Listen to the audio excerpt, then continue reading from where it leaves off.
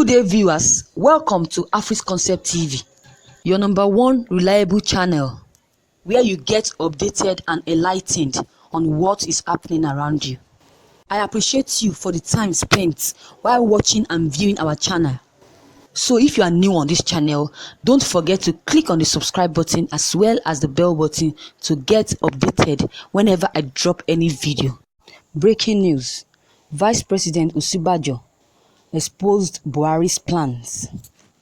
Vice President Prof. Osinbajo has revealed that the federal government's policies and programs aimed at promoting financial inclusion remains key to the actualization of President Muhammadu Buhari's promise of lifting millions of Nigerians out of poverty. Prof. Osinbajo stated this in Abuja on Tuesday at the opening section of the 2019 annual conference of the Chartered Institute of Bankers, according to Laolu Akonde, the vice president's spokesperson. Osinbajo was referring to the president's June 12 speech, where he stated that we are working to lift Nigerians out of poverty and set them on the path to prosperity. We intend to lift 100 million Nigerians out of poverty over the next 10 years. According to the vice president, financial inclusion, of course, is the key to realizing so much of what we expect as an economy, and the president promised in his June 12 speech to lift 100 million people out of poverty in 10 years. This is the commitment of the government of Nigeria. We started that journey with our collaboration with the Bank of Industry to develop the JIP program, better known as trader money and market money, by providing microcredit to almost 2 million petty traders.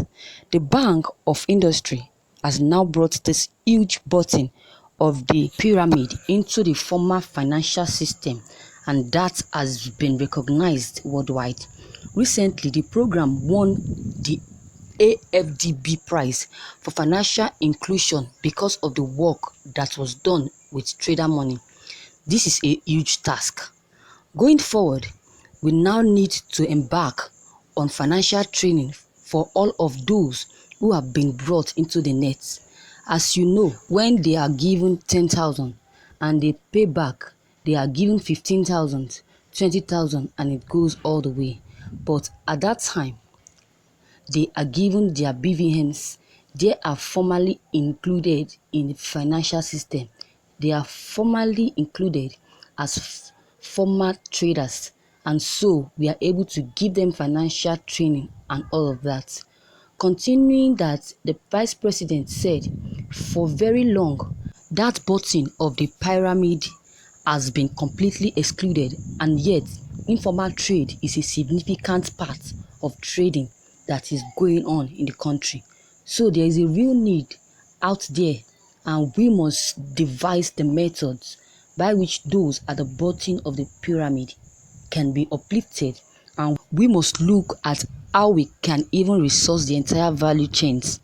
What we find is that the petty trader who just has a trade is actually selling little bits and pieces from many of the manufacturers of fast moving products, and we found out that just by giving them credit, we can resource the whole value chain all the way up.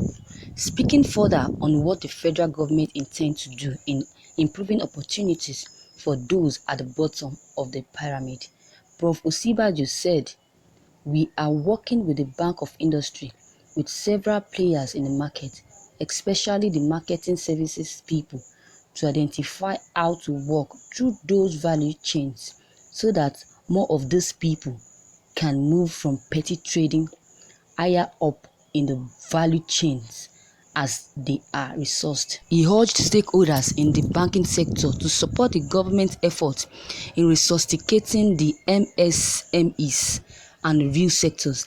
He said all of that will depend on what the banking industry is prepared to do, how adaptable the banking industry will be to giving loans, especially microcredit. Everything is changing very quickly. We must create good jobs and opportunities. We must rapidly industrialize. We must provide the environment for local businesses, small and large, to create wealth and value. We must also address the concern of young entrepreneurs and startups and the small traders, the millions at the bottom of the economic value chain, the millions at the bottom of the pyramid, those who sell from their tails and tabletops all over the markets in our country. We must develop the housing sector both to provide much needed shelter but also to boost local opportunities in the local building and building material sectors. We know that we must ramp up our agricultural production and provide a more efficient farm to market value chain. Again, creating millions of jobs in the farming and agricultural business generally. So viewers, what is your take on this? My own opinion is that Buhari is making plans to the next 10 years when he have just 4 years to complete his tenure. Who are they fooling?